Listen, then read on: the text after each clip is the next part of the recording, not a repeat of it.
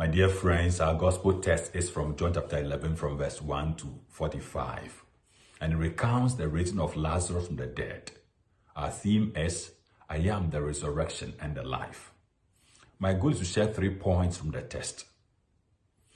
Our Christian life, as we know, is a journey, and each day is an invitation to grow in faith. The first point to emphasize is about the glory of God. When Jesus was told that Lazarus was ill, his response was that this illness will not end in death, but to be for God's glory. For Jesus, the illness of Lazarus was to reveal the glory of God. This should remind us about the story of the man born blind in John chapter 9. When the disciples asked Jesus whose sin had caused this, Jesus' response was, it's not the sin of the man, neither is it the sin of the parents, but it's for God's glory to be made manifest. My dear friends, it's clear that any situation that brings anguish and pain to humanity can be an opportunity for God's glory to be made manifest. The question is, what situation we find ourselves in? Are we sick? Are we depressed or frustrated?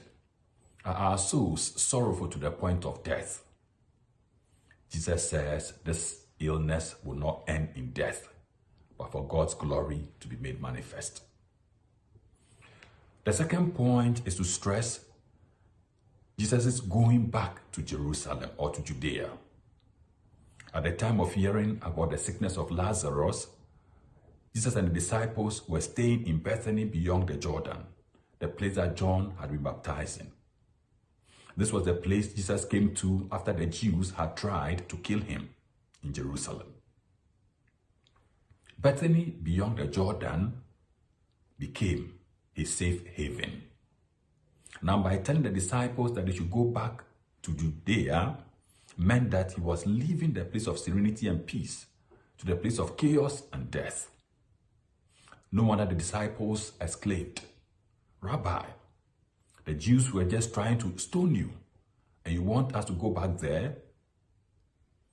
My dear friends, the point is that Jesus is ready to die in order to save a loved one.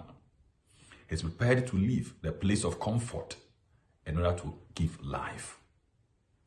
This gesture of Jesus should remind us of his readiness to leave the Father's glory, to come to live on earth, suffer and die, so that humanity will have life everlasting.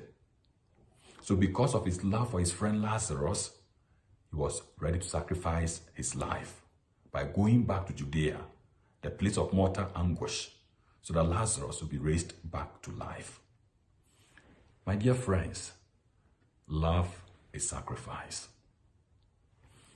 The third point is Jesus saying, our friend Lazarus is asleep, and I'm going to awaken him. At this point, Lazarus had died, yet for Jesus, he was asleep. His visit, therefore, will lead to raising him up. Jesus said to Martha, I am the resurrection and the life, and whoever believes in me, even if he dies, will live. And everyone who lives and believes in me will never die. Then he asked Martha, do you believe this? My dear friends, the belief in Jesus changes the idea of death from cessation of life. Whenever death occurs, life is only changed, but not ended. The power of Jesus to raise Lazarus from the dead gives us the hope that death does not have the last word. This is what gives us consolation, especially in moments of grief. Have we lost a dear one? Are we in a state of mourning? Are we in a state of pain due to death of a loved one? May the power of Jesus, which raised Lazarus from the dead, bring comfort to our hearts and also grant eternal rest to the soul of our dear ones till we all meet again in heaven. May the season of Lent, my dear friends, help us to reaffirm our belief in Jesus, who is the resurrection and the life, so that we may merit the gift of heaven. May God bless us all. Amen.